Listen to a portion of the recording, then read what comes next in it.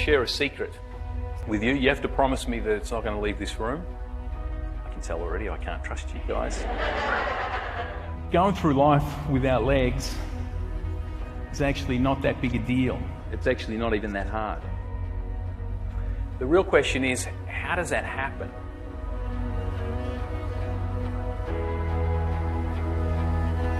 How can somebody go from a place of basically an end of the world, game over type scenario, here we are, all of a sudden we've got no legs. How does somebody go from there to a place where they can sit up here and tell you that it's not a big deal?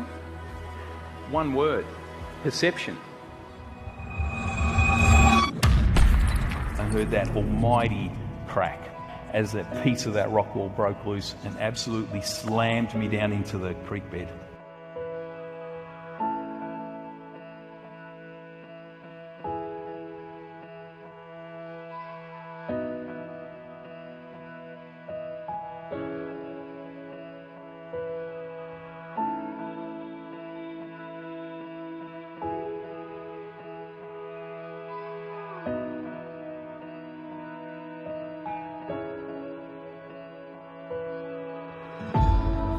I got out of there, they moved me to the general ward, and it was then and only then that I started thinking, so what does this mean? Right, what kind of life can somebody possibly have with no legs?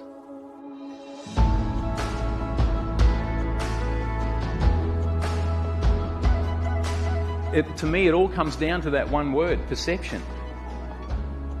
I don't see this as a big deal. How you see kind of lays the foundation for how you think, the decisions you make, the actions you take, because how we see changes everything. When we see differently, we act differently.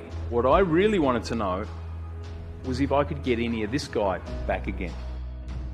Could a guy with no legs climb a mountain? Is that something that's even possible?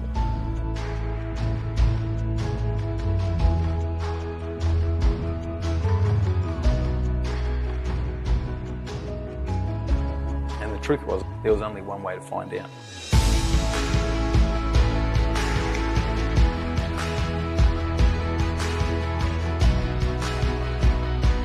This photo was taken not even a year after the accident. Found myself on top of Cradle Mountain. And I decided right there and then that I was going to look at life through the eyes of an explorer. And I was actually going to get excited about all this stuff that I was going to have to figure out. And it was like somebody reached into my head and flipped a switch.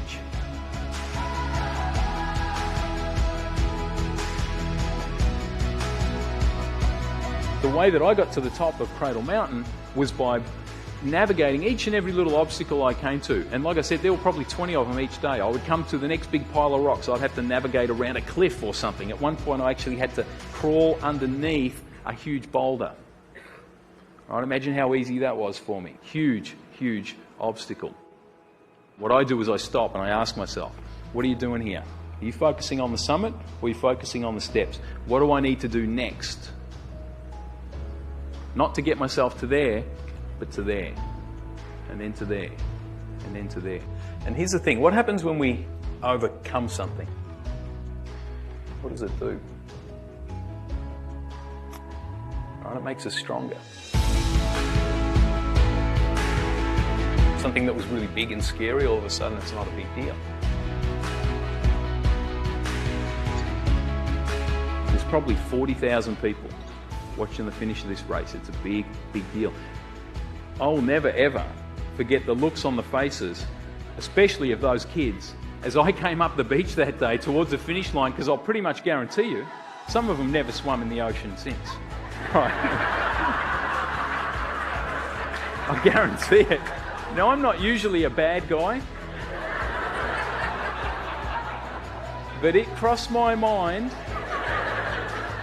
that I could roll around in the sand, hanging onto my legs, screaming out, "Shark! Shark!"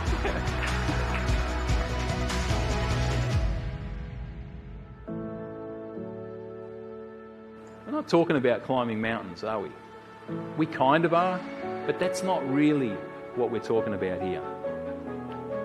What we're talking about is that if a guy like me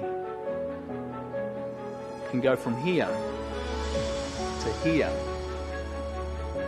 what does that mean for you guys? What does that say about human potential? Right, that's inside us, all of us.